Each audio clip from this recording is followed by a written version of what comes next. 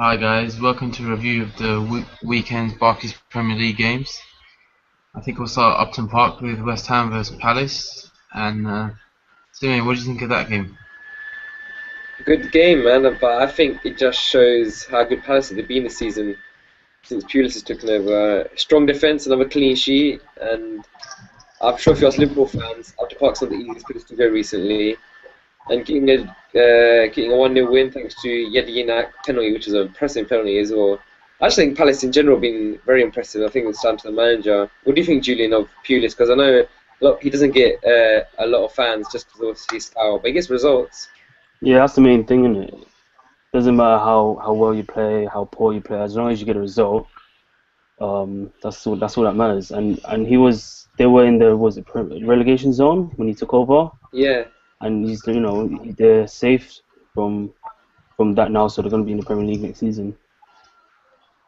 Yeah, it's really good how he's kept them up. Their defense was so leaky, especially at the beginning of the season, and it started from the. It shows how you make a team, doesn't it? Start at the back and work your way forward. So it's Yeah, good. Sam, what do you think of West Ham, though?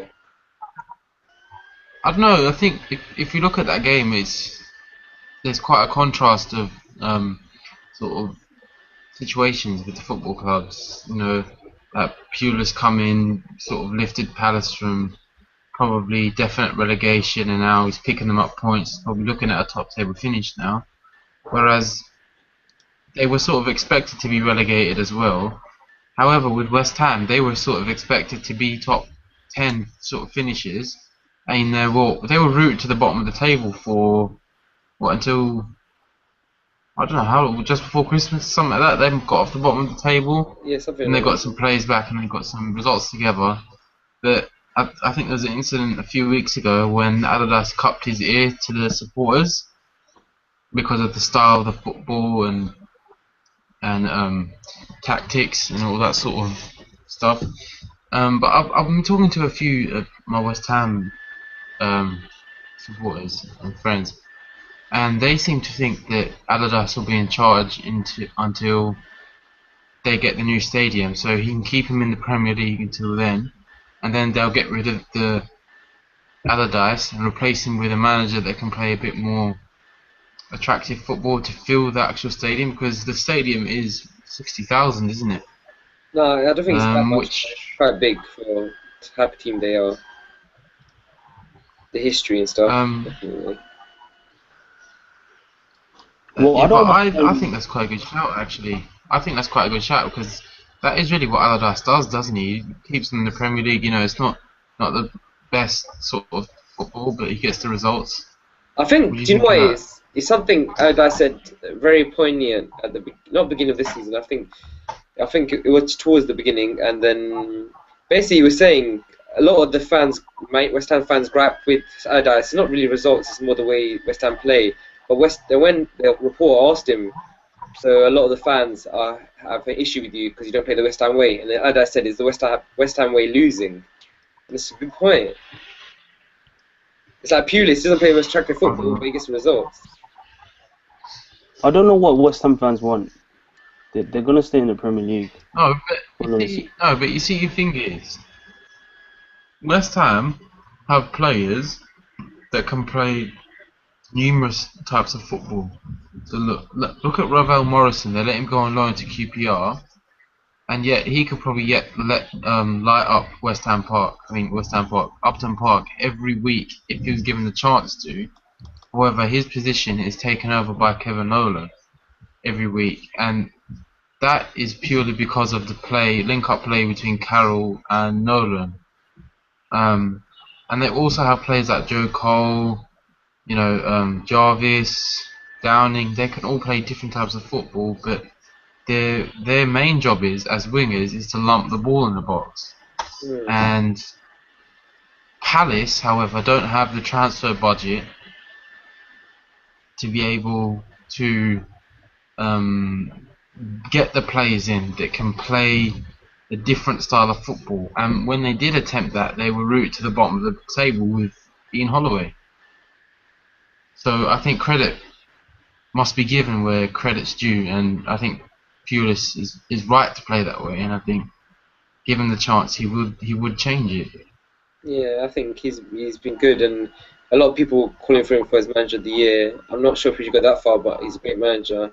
He's proving it again, I think. But I think we'll move on to the next game, the comedy show that is Mr. Mourinho at Stamford Bridge lost his Chelsea home record in a game against Sunderland.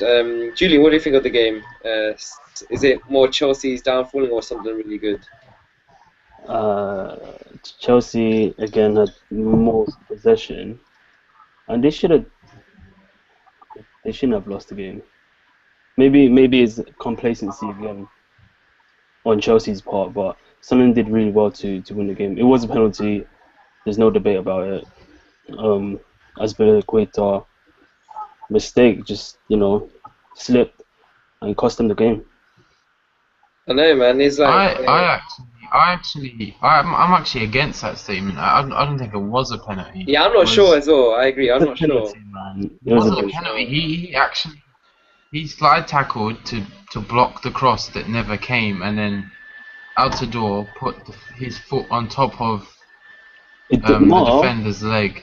Azpilicueta, he slid in with his right, and I think his trailing left foot caught Altidore's. All I saw was two players slip. To be honest, Actually, didn't Altidore put his foot on top of the defender's leg to make it look like he clipped him? Altidore was, I think he was falling, but Azpilicueta just took him out, finished him off. It was a penalty. Well, it's happened now anyway. The I don't referee think gave it. I think it was because the referee didn't give it, the linesman gave it, Yeah, the and linesman from the did, linesman's view, it looks like as the defender took him out. But if the referee bothered his ass to get in the right position to make the call, it wouldn't have been given because he would have saw. Well, up to that point, Chelsea should be winning anyway. It shouldn't have been 1-1. I think it's just another example. Completely agree with you. I think it's another example of a team that's lacking a striker, struggling to put away their chances. And I know that Etu's now injured for the Atletico game as well, so they're going to be struggling even more. It just Mourinho's assistant was the main talking point for me. He went mad at the referee. I don't know if you guys saw it. They had to help hold him back and everything. It's quite crazy. That's just embarrassing. I know, that is embarrassing, man. He And usually actually, is calm and collected, and then this happens. He goes crazy. If Mourinho didn't pull him back, he might have thrown a punch. You never know. because I think Jamie Redknapp after the game was analysing it and he said, that's disgraceful what he's just seen there. Mourinho always blames the referee. Why doesn't he look at his own team for once and say, we weren't just not good enough? Why does he always have to blame something else? I mean, yeah, like Mourinho as the manager has to set an example, but as an assistant manager, he has to set an example as well. So if the players see him do that, it's not on. I think a lot of credit has to be given to Sunderland as well, I think, in this game. Drew Man City. I don't. Go on. I think Mourinho only done that to take the limelight away from his players, because his players were poor on the day, and even though they should have scored, some of the defending and pressing and passing was terrible. And I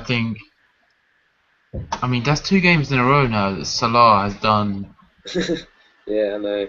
Done nothing. a very inefficient job. I mean, against Swansea he could have had 5 goals, and now against Sunderland he didn't really show up. And I think it really highlights how much they depend on Eden Hazard.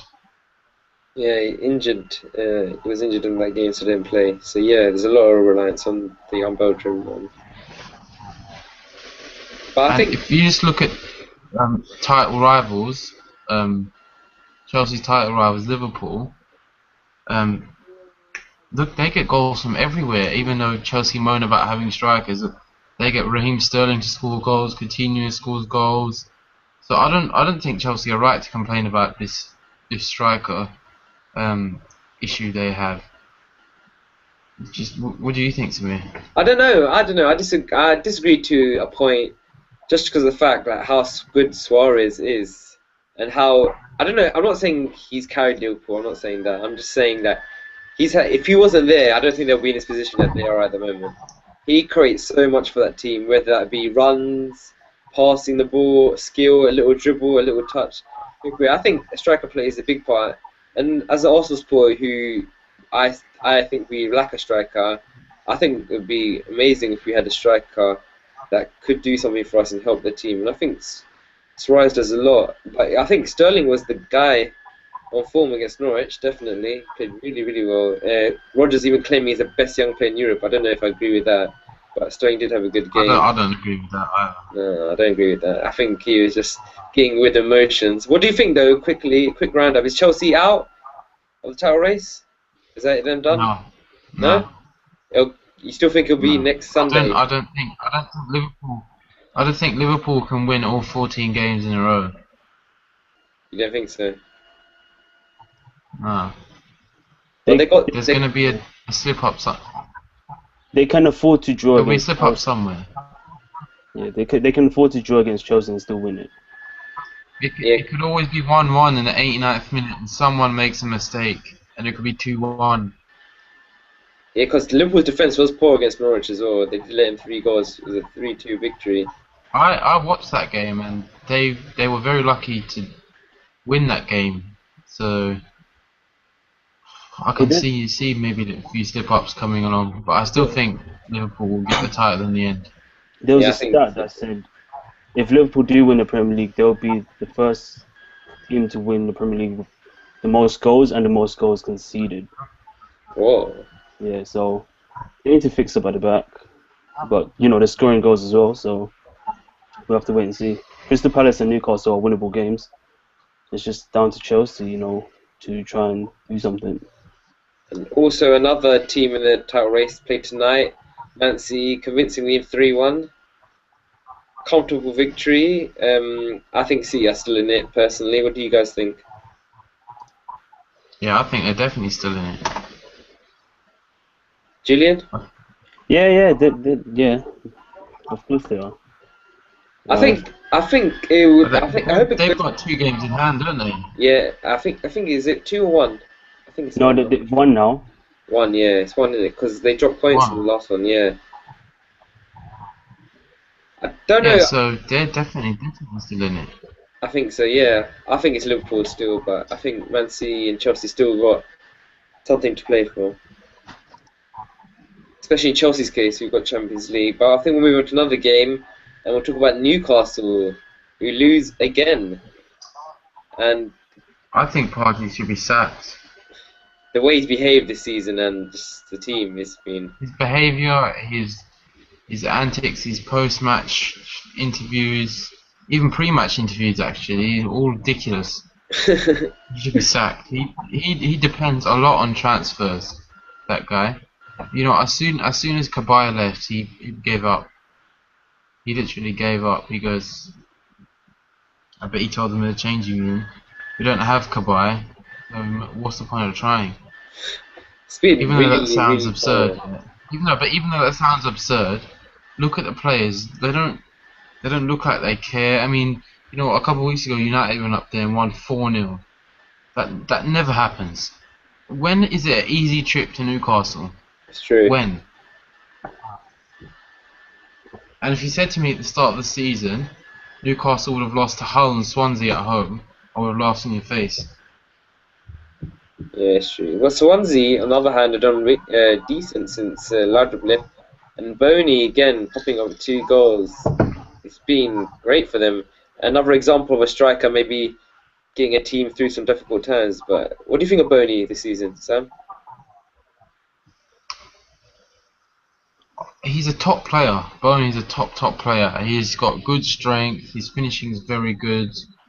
I just think at times at Swansea he doesn't have anyone that supports him consistently. I mean, you sort of have De Guzman with his runs from midfield. They're always very good, but sort of all around him he doesn't have that much support. And when Michu has been in the team, they've struggled to build a partnership, which is quite sad for Swansea fans actually, because they're 2 excellent players. And I think if they could get it going, they wouldn't be in the position they are. I don't know how far away they are from the relegation. No, they're 37. They're 37 now. I think they'll be safe. Hopefully. 37. So they're not secure, but they're not in a bad position. No, they're not in a bad position. Do you think But Boney? I think Burnley's a top player. Do you think clubs will be looking at him now, taking notice of Boney, and thinking, oh, he might be fairly cheap compared to someone else? I'm not saying he'll be dirt cheap. I'm saying he'll be I cheap don't know. compared to other I non-striker. think a club like Spurs would look at him Yeah, because he wouldn't cost that much. yeah, And considering the strikers Spurs have already, his hold-up play and his finishing would be very good for them because they have pace all around him. yeah. I Um, think it's true. I'm not sure any of the other clubs in the sort of the top part of the Premier League would look at him, but he would suit Italy though as well because it's a very slow game over there and the strength is key there. So you never know. Someone maybe like Roma or Fiorentina might look at him. You never know. What about this? What about this? Because Everton are losing Lukaku in the summer. Could they replace him with Boney? That's, That's a good shout. maybe that's a good shout. But I don't think Everton would front the cash that Swansea would want. Yeah, I I think. reckon they would want in excess of 10 million. Yeah, I think 15 nearer, man. I think 15 is Yeah, really good. definitely north of 10 million. I don't think Everton will front the cash for him. We'll see we'll see what happens in the summer with that their striker issues. But you talked about Spurs. Spurs winning 3-1, and Ericsson having another great performance. But Spurs, I don't think they'll get Champions League football. I don't think they have a chance. A routine Everton, Arsenal still. But Spurs. Did you hear what Tim Sherwood said about Sandro, Julian? Yeah, he said he's not good enough. That's why he's not playing. Because Sandro on Twitter said that, oh, I'm not actually injured, and Tim Sherwood just fronted it up. Yeah. Is Tim Sherwood being too honest? Because we talked earlier about other managers like Mourinho, for example, taking attention away. Is Tim Sherwood being too honest with the way he's reacting to when questions are asked to him? If that's his style, then so be it. If he feels that a player is not performing, and he says that, he might be doing reverse psychology, saying so that will hype that player up, and maybe Sandro will show some effort in training, and if he does, then he might start the next game. But it could also work the opposite way, and you're embarrassing the player instead, rather Yeah, than that's hyping true. him up. I guess it's down to the player. I think whenever these kind of questions come up, you've got to think about it in terms of your club. So, for example, if Wenger or Moyes said that about one of our players, so Santi Cazorla's injured, and Wenger says, oh, he's just not good enough, he's not injured, he's just not good enough. Would we be happy with that? That's true. I don't. In a Well, way, I guess it's a bit unprofessional. Sam? during Fergie's time at United, numerous times he said that Rooney wasn't good enough and that he was fat and everything. And I think in the end he managed to get the best out of Rooney, sort of while he was at his peak and fit and playing. And obviously before and after the contract negotiations and stuff like that. So I think in that sort of situation it does work. But I think I don't get that vibe from Tottenham though. I get they're all there for themselves, and if one of them is embarrassed, it would sort of upset the vibe in the dressing room.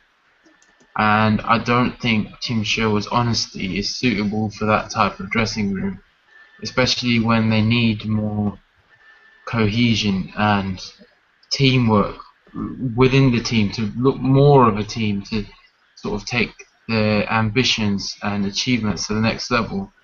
I don't think he should be doing that. Yeah, I think he's gone personally.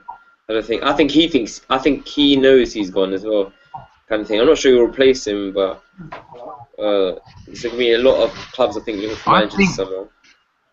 I think if Sherwood is interested, he would be perfect for Newcastle. Oh, that's a good shout. But I don't know if Newcastle wants someone that is inexperienced. I know he's managed at Tottenham, but that's all he's done really. Nothing else really. If you look at it like that. Yeah, I'd say so, but I think he has the right mentality. with the game, like sort of playing attacking football. That's what the Geordies like. And in sort of individual terms, at Newcastle, there's only really Ben Arthur, isn't there? And Mm. maybe Remy if they eventually get him in.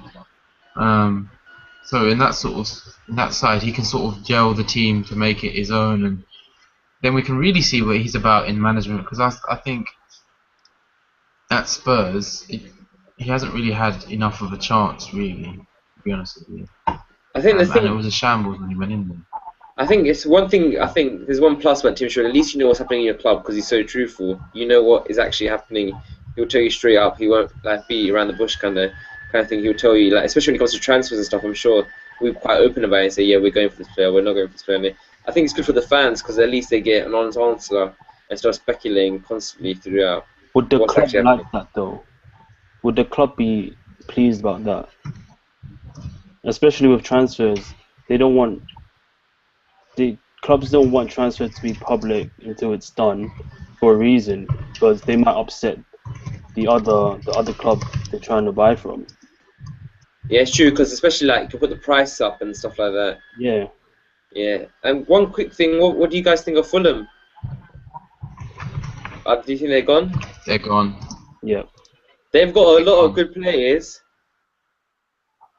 They've got a lot of good players that could be available if they're gone. Like Mitroglou, how many games does he play? Like one? I haven't seen him and he He played costs like half a 11 game, million. didn't Yeah, even half a he? Yeah, he game, played 11 half a million. game. So yeah, Fulham. I don't think there's anyone of value there really, No, apart from maybe the centre back, Hangalan. no, I think Hangman would stay personally. I think he's pretty good. Stekenberg, the keeper, probably available. He's played well this season, I think. Sidwell's done well for them. But I don't think anyone would look at Sidwell as someone Maybe that. maybe one of the promoted teams. Maybe. Yeah, that's a good point. Yeah, I think the promoted teams will pick Fulham apart. That's a good point. I think, and talking about promoted teams, the new promoted team, Burnley got promoted tonight Yep. into the Premier League. I think they've gone straight away, unfortunately. I don't think they'll have the funds or the team ready. What do you guys think to Burnley join the Premier League again? Yeah, I don't think they can survive. They get a lot of money for coming up. Yeah, they will, but you got to look at a team like Leicester, who's really promoted, and they've got like a Thai businessman behind them, and he's got loads of cash, so at least he can fund something. I don't think Burnley have that. They'll have to go on their playing style. So we'll see how that goes because England will become Premier League. But I think that guys, that wraps up for this episode. We will be back previewing the Barclays weekend games and also the Champions League's back as well. Also, guys, look out for our United exclusive. You will know what happened on the weekend. 2-0 win to Everton. There's been a lot of talk, especially today, that he's getting sacked tomorrow. So we'll see how that goes. But for now, thank you.